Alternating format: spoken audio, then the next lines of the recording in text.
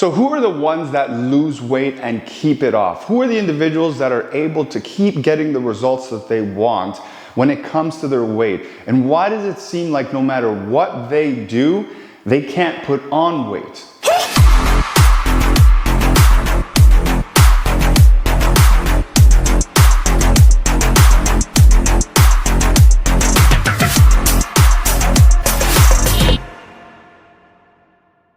Now, if you're watching this video and you're struggling with weight loss and you can't seem to basically get it off, you've tried multiple things, and it just seems so hard for you to be able to lose weight. And then you see other people that are able to not only lose the weight, but they keep it off and they're able to keep doing that. Well, the reason why they're able to do that is because a number of things that they keep in order. And the first thing is, which I'm sure a lot of you already know, is you have to be in a calorie deficit. If you're not in a calorie deficit, you will not lose weight.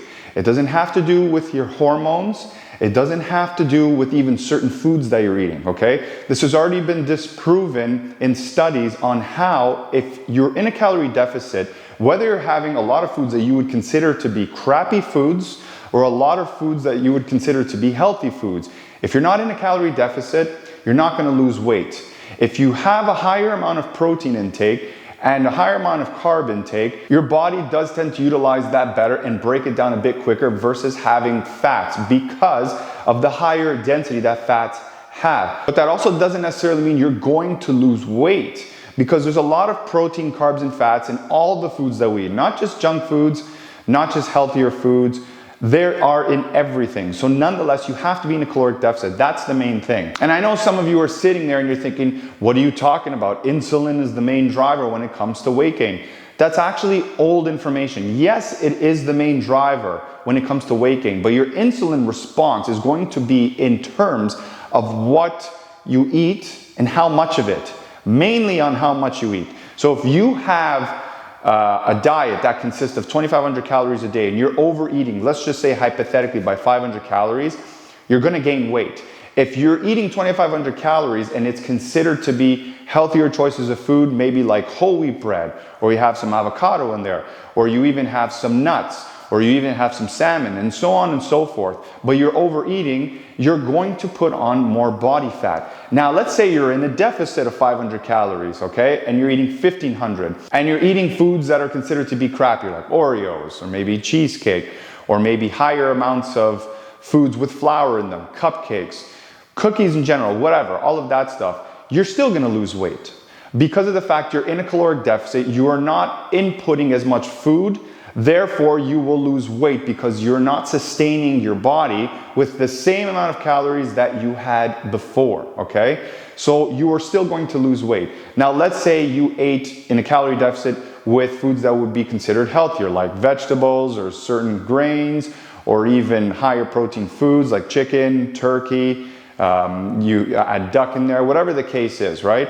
You are going to lose weight. So it comes down to the fact of being in a calorie deficit or being in a surplus. That is the root cause, okay? That's the main thing that you want to focus on. You, of course, want to have higher, nutritious, lower dense, healthier choices in there because it's going to benefit you better. That's already a given. Everybody knows that.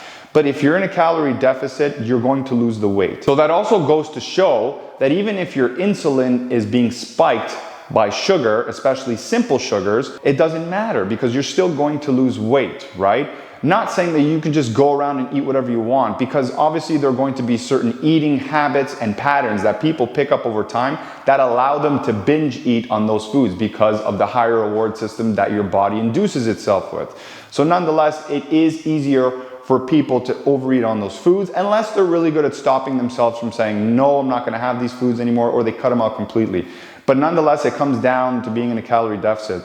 So if you're in a calorie deficit and you're eating foods that trigger your insulin response a little bit higher, but you're still able to lose weight, then it's not actually your hormone. That's not what the root cause of it is. That is just the after effect of what you put in your body, dependent on how many calories you're eating. That's what it comes down to, and that's what you need to understand.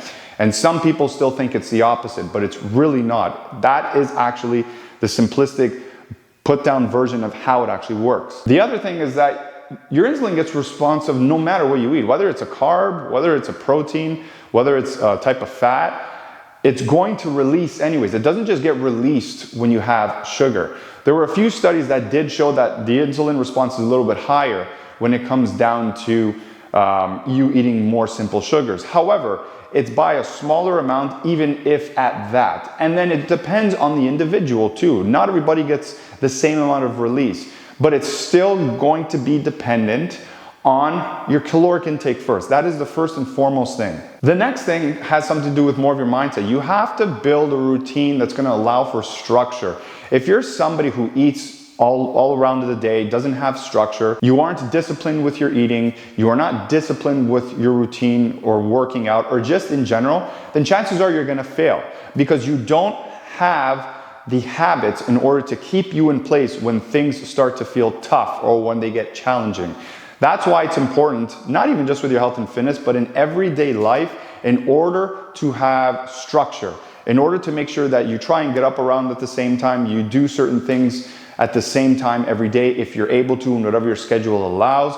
You make sure you go to the gym 3, 4, 5, 6 times, whatever your schedule entails every week. You stick to the same type of eating every week. If you need to change it every week to 2 weeks, that's fine. But if you're somebody who requires structure, I would stick to the same foods, just use different spices in order to build yourself into a better routine machine so that when you get more structured and you have a better foundation for yourself on how to attack the day and how to make sure that you're going to accomplish your goals, it's going to increase the chances of you becoming successful when it comes to your health and fitness. Because health and fitness, there is a lot of repetition involved in doing some of the steps that we've already talked about. But if you're not always going to consistently do that, then you're going to fail. And then when you fail, you get upset. And then when you get upset, you end up binge eating and going back into your old routine. And that doesn't get you anywhere. It just makes you feel even more crappy. And then on top of that, you end up stopping yourself from trying to get anywhere else in the future, and you just fall into a bit of a rut and you don't move forward. So again, it's important that you have structure. You need to build structure. Chaos never got anybody anywhere. Having a structured plan in day and week and month, if you even want to take it that far, is going to allow you to get the success that you've been wanting to get. And the third thing is you have to realize challenges are there for a reason. When you're looking at your nutrition and your meal plan, or you're looking at your workouts, and you may be starting to see that things are getting a bit more challenging, that's the key or the notion for you that you have to solve that challenge. You have to go through it in order to get to the other side and receive the answer that you've been wanting. Challenges are there to, specifically as the name entails, to challenge you, because when you are challenged, you become stronger. When you come on top of that challenge and you're victorious, you're successful, whatever, you are stronger. And therefore, when it comes back around again, you know how to deal with it. So any little challenge during the day, when it comes to anything that we've already talked about in the video, when it comes to structuring your routine in any way, shape, or form, building a meal plan, finding out how many calories you need, what your macros are, and just sticking to that plan day in and day out with all the distractions and circumstances and events that come in your life is going to be a challenge. Harder for some people versus others, but nonetheless, they need to be overcome for you to be successful. And that is the biggest obstacle that people cannot face, because they have this fear of going through a challenge and then not holding themselves accountable when they don't overcome that challenge. And that is the biggest failure when it comes to anybody being successful with their weight loss. So remember, key 3 things is calorie deficit, you have to and must have structure, and then you got to overcome challenges and hold yourself accountable when you don't.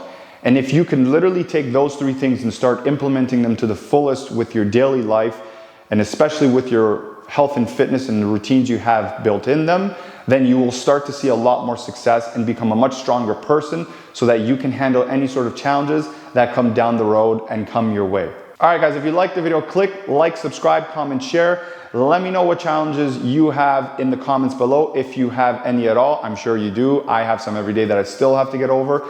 There are some links in the description in regards to some free PDFs and also some free virtual guides that you can click on that you can use totally free for yourself. Or if you want to work together because you feel stuck or you're plateauing when it comes to you getting results, click the link in the description. It's going to take you to another page, what I do for my clients and what I've done for my clients, and what we can do for you to build you a specific plan that'll get you to your goals. But other than that, I will see you guys in the next video.